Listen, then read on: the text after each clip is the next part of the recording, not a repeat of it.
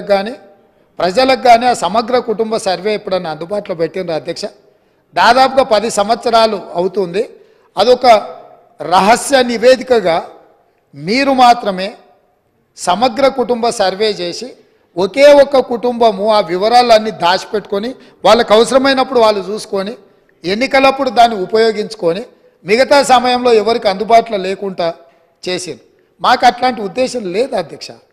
మేము ఈరోజు ప్రవేశపెట్టిన తీర్మానంలో స్పష్టంగా వెనుకబడిన తరగతుల, షెడ్యూల్డ్ కులాల, షెడ్యూల్డ్ తెగల మరియు మిగతా బలహీన వర్గాలకు చెందిన ప్రజల అభ్యున్నతిని నిమిత్తం వివిధ సామాజిక, ఆర్థిక, విద్యాపరమైన, ఉపాధి, రాజకీయ అవకాశాల ప్రణాళికలను రూపొందించి అమలు పరిచేలా తెలంగాణ మంత్రివర్గం 4/2/2024 తేదీన చేసిన సిఫార్సు మేరకు తెలంగాణ రాష్ట్రమంతటా సామాజిక, ఆర్థిక, విద్యాపరమైన, ఉపాధి, రాజకీయ కుల సర్వే, కులగణన, ఒక సమగ్ర ఇంటింటి కుటుంబ సర్వేను చేపట్టాలని ఈ సభ ఏకగ్రీవంగా తీర్మానిస్తుంది.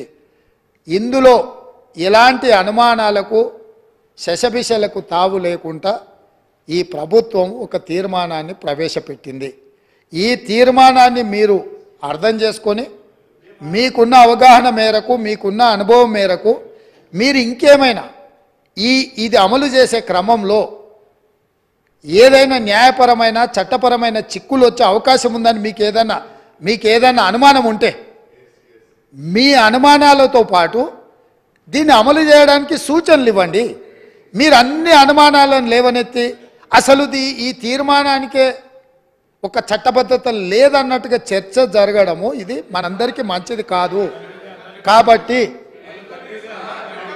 సో మీ మనసుల్లో ఏదైనా అనుమానం ఉంటే అనుమానాన్ని చెప్పండి, దానికి మీ వైపు నుంచి ఇచ్చే సూచన కూడా చెప్పండి.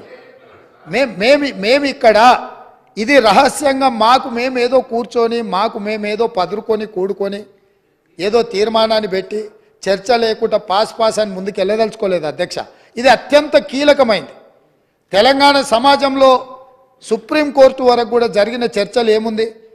మీరు బలహీన వర్గాలకు మీరు అండగా నిలబడాలంటే మీ లెక్కలేంటివో మీకు తెలవాలి అన్నారు. ఈ బలహీన వర్గాల లెక్కలు తెచ్చి వాళ్లకు నిధుల విషయంలో, నియామకాల విషయంలో సహేతుకమైన వాళ్ళ వాటాను వాళ్ళకి ఇవ్వాలని ఆనాటి కేంద్ర ప్రభుత్వం 2011లో ప్రయత్నం చేసింది. ఆ ప్రయత్నాన్ని తదనంతరం వచ్చిన కేంద్ర ప్రభుత్వము ఆ విషయాలను అన్నిటిని కూడా తొక్కిపెట్టి ముందుకు తీసుకురాలి. 1931 తర్వాత మళ్ళీ మా ప్రభుత్వమే, యూపీఏ ప్రభుత్వమే, శ్రీమతి సోనియా గాంధీ గారు చైర్పర్సన్గా ఉన్న యూపీఏ 2లో 2011లో ఆనాడు ఈ పూర్తి వివరాలను కేంద్ర ప్రభుత్వమే చేపట్టింది అధ్యక్ష. ఆ నివేదికలను బయట పెట్టకుండా తర్వాత వచ్చిన నరేంద్ర మోడీ గారి ప్రభుత్వం అడ్డుకున్నది. 10 సంవత్సరాలు ఆ ప్రభుత్వం అడ్డుకున్నది. 10 సంవత్సరాలు గత ప్రభుత్వం సమగ్ర కుటుంబ సర్వే చేసి వివరాలు బయట పెట్టకుండా ఈరోజు ఆ వివరాలను కూడా దాచిపెట్టారు. అందుకే ఈరోజు మేము స్పష్టంగా, ఎందుకంటే 1% ఉన్నోళ్లకు డెఫినెట్గా బాధ ఉంటుంది. ఎందుకంటే మేము 1% రాష్ట్రాన్ని అంతా మా చేతుల్నే గుప్పిట్లో పెట్టుకున్నాం. ఈరోజు లెక్కలన్నీ బయటకు వస్తే 50% ఉన్నోళ్ళకి ఎక్కడ మనం రాజ్యాధికారంలో భాగం ఇవ్వాల్సి వస్తుందన్న ఆలోచనతోటి కొంతమందికి బాధ ఉండొచ్చు అధ్యక్ష. నేను ఆ వివరాల జోలికి వెళ్ళదలుచుకోలేదు. ఇప్పటికైనా ప్రధాన ప్రతిపక్ష నాయకుడు వారు వచ్చి, ఒకవేళ వారు రాకపోయినా వారిని ఎవరినైతే చేయాలనుకున్నారో వారు మాట్లాడకుండా పక్క నుంచి నకలు చిట్టీలు అందించి పెద్దలు కడియం శ్రీహరి గారిని కూడా తప్పుదో పట్టించే ప్రయత్నం చేస్తారు. ఎందుకంటే పాపం వారి కడియం శ్రీహరి గారి చిత్తశుద్ధి పట్ల మాకు ఎలాంటి అనుమానం లేదు. నేను పదే చెప్పినా ఇప్పుడు కూడా ఆన్ రికార్డులో చెప్తున్నా.